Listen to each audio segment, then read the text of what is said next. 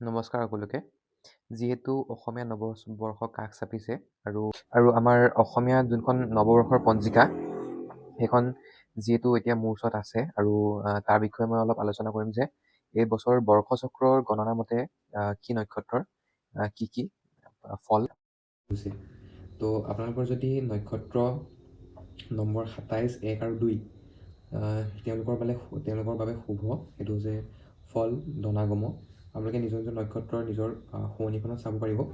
যেনেকৈ আপোনাৰ ১ হৈ গ'ল অশ্বিনী, ৫ হৈ গ'ল মৃগশিৰা, তেনেকৈ মানে চবৰে এটা এটা নক্ষত্ৰৰ নম্বৰ থাকে।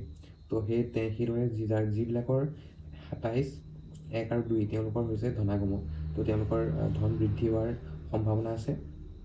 তাৰপিছত যোনবিলাকৰ হৈছে ২৮, ২৫ আৰু ২৬ তেওঁলোকৰ হৈছে ফলং সুখং, সুখ বৃদ্ধি হোৱাৰ সম্ভাৱনা আছে।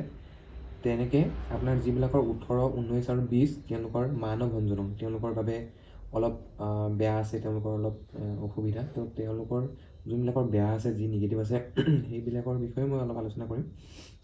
তো যদি মানভঞ্জনম আপোনালোকৰ যদি পৰিছে, যোনটো হৈছে ১৮, ১৯ আৰু ২০, তেওঁলোকে কি কৰিব লাগিব? ৰূপ, সোণ, কাপোৰ আৰু তাম দান কৰিব লাগিব। ভোজনীসহ দান কৰিব লাগিব সূৰ্যবংশী ব্ৰাহ্মণক। সূৰ্যবংশী ব্ৰাহ্মণ হৈছে গণক। তো গণকক আপোনালোকে ৰূপ, সোণ, কাপোৰ, তাম আৰু ভোজনী এইকেইটা দান কৰিব। যদি ৰূপ, সোণ দান কৰিব নোৱাৰে, তাৰ বিনিময়ত মূল্য দান কৰিলেও আপোনালোকৰ ভাল হ'ব।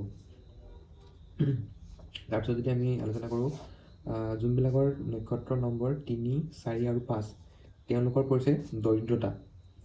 দৰিদ্ৰতা পৰিছে তেওঁলোকৰ বাবেও ভাল নহয়।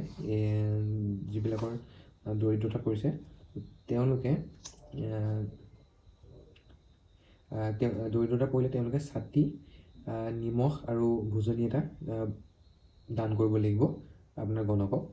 তাৰপাছত যিবিলাকৰ পৰিছে ২১, ২২ আৰু ২৩ তেওঁলোকৰ ফলত সৰ্বসুখং, তেওঁলোকৰ বাবে ভাল, তেওঁলোকৰ বাবে সুখ আছে। তাৰপিছত আছে যিবিলাকৰ পৰিছে আপোনাৰ ১৫, ১৬ আৰু ১৭ তেওঁলোকৰ মহতী লক্ষ্মী, তেওঁলোকৰ বাবে শুভ।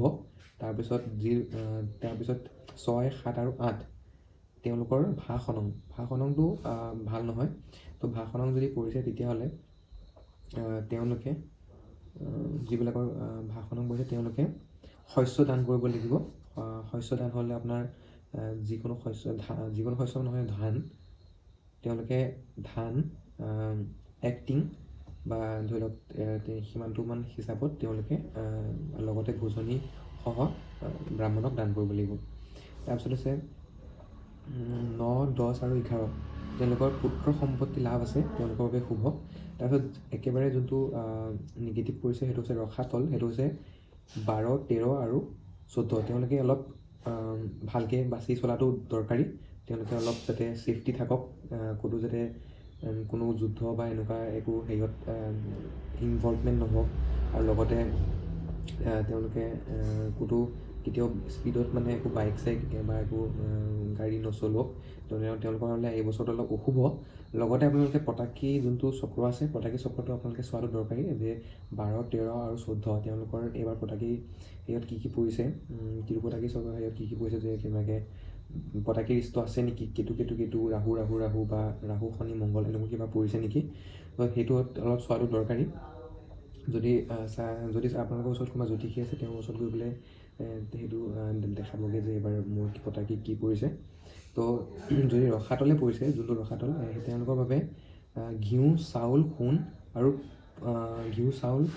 সোণ আৰু লগতে ৰূপ তেওঁলোকে দান কৰিব লাগিব। যদি সেইকেইটা বস্তু নোৱাৰে, সোণ আৰু ৰূপ দান কৰিব নোৱাৰিলে তেওঁলোকে তাৰ বিনিময়ত মূল্য দান কৰিলেও হ'ব। আৰু লগতে ভোজনীসহ আপোনালোকে ব্ৰাহ্মণক দান কৰিব লাগিব।